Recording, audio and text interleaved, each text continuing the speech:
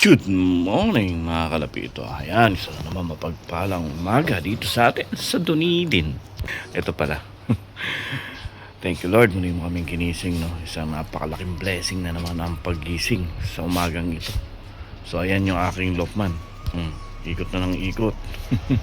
So kahapon may bumalik na rito, nawala ulit yung isang breeder natin na kak.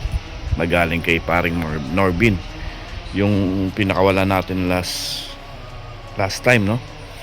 Nagbalik siya kahapon pero hindi naman pumasok sa loob. Ewan ko bakit. Tapos yung binili natin pang kulay, hindi ko pa natatry itin sa mga ibon natin, kasi baka mamaya naman malason kasi siyempre pintura yun. Pero non-toxic naman daw sabi. Baka mamaya non-toxic sa baka pero sa ibon hindi. So nagdadalawang isip pa akong i-apply kung ilalagay natin dun sa mga ibon natin. So, siguro try natin mga isa, dalawa, diba? Para kung toxic, dalawa lang mamatay. Oh, meron na sa labas. Paano nangyari to? Paano nakalabas yun? Balik. Ayan nasa labas. Wala naman tayong pinakawalang kahapon. O yan, bilangin natin kung sakto. No, it's alright. Kaya check ko muna mga tol Bye. So ayan yung mga pliers natin, nakakak. Tingnan natin kung lalabas para makapaglinis nga pala tayo. Tingnan natin, palabasin natin. Alright, para malinisan natin. Dumi na yan.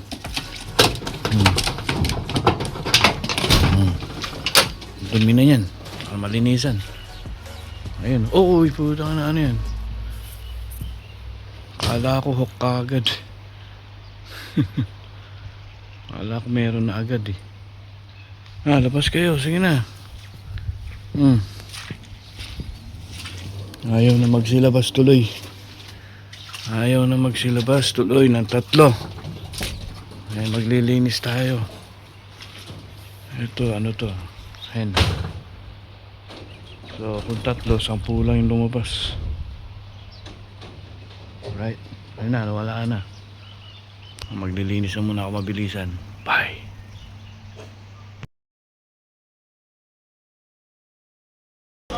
Yan, after mag-apply paligo, tatapang, nag-aaway. Nag-iisa na lang yung puti natin, wala na yung kanyang kapatid, wala. Ligo sila, nagpupulbos lahat So after lumipad yan, paliguan para healthy. Yun kita nyo ba yung tampisaw na yun? Napakasarap ng tampisaw. Yung babaeng isa nakakawala ayan, puro barako yung nangungulit sa kanya. Nag-aaway pa Ako naman sabi niya. Maliit lang yung planggana natin Nag-aaway pa. Ako naman ayun, nanuno ka pa sa labas Alright. Ayun, tinulak nung isa. Labas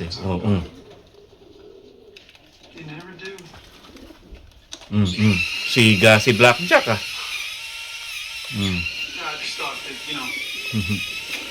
Alright.